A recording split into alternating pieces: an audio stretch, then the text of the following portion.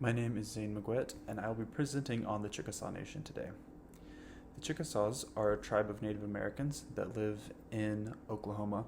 Originally, they lived in the area around Tennessee, Mississippi, and Alabama, and also Kentucky, but they were relocated to Oklahoma during the Trail of Tears time.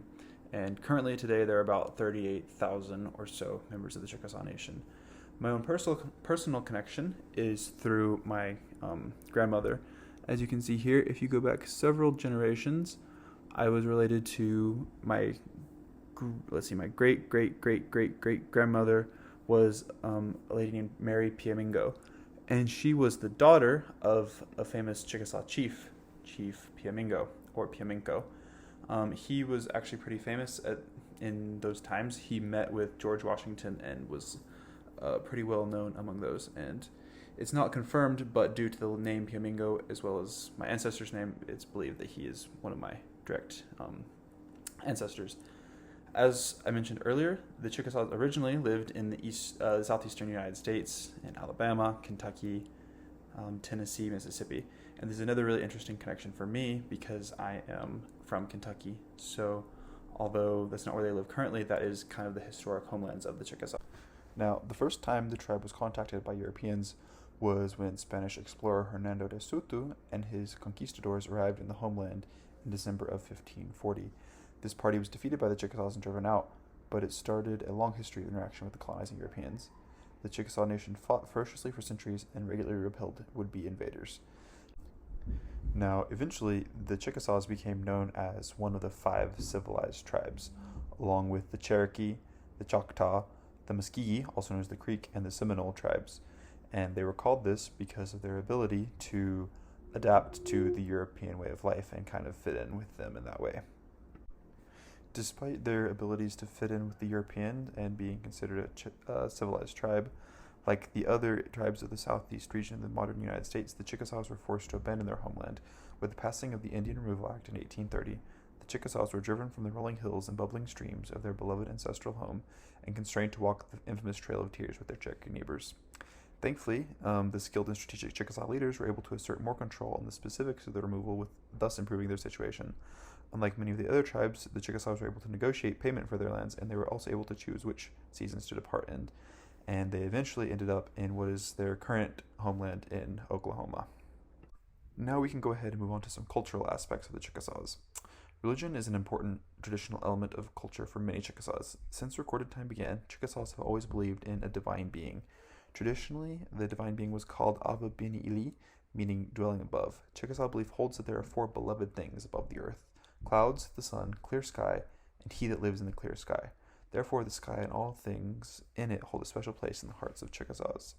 Additionally, in Chickasaw culture, family is incredibly important, and increasingly, Chickasaws have been putting an emphasis in keeping family history and knowing who their ancestors are and a little bit about their story. Another important aspect of Chickasaw culture is food, and especially the importance of not being wasteful.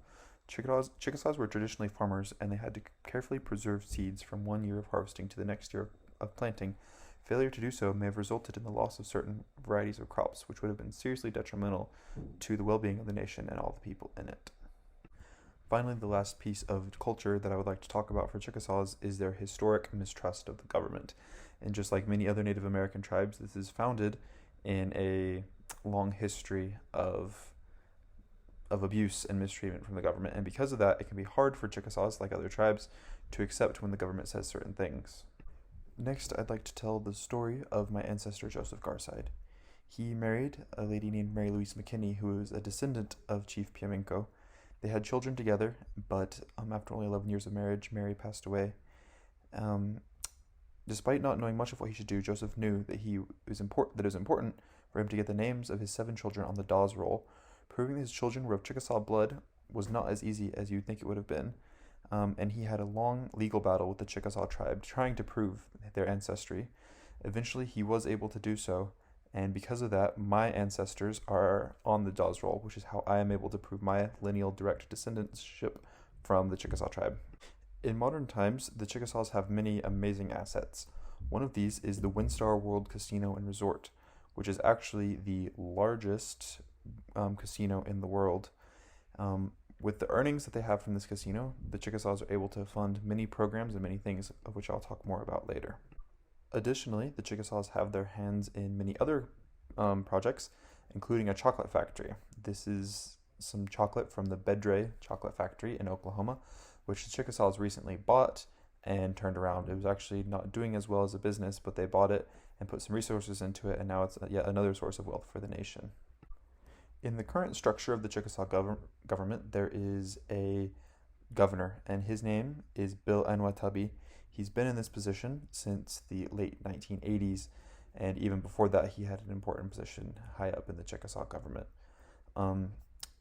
As mentioned, the Chickasaws offer many services to the members of their tribe, of which I am fortunate enough to be part of, and therefore I am able to access a variety of services, including scholarships for higher education and things like that.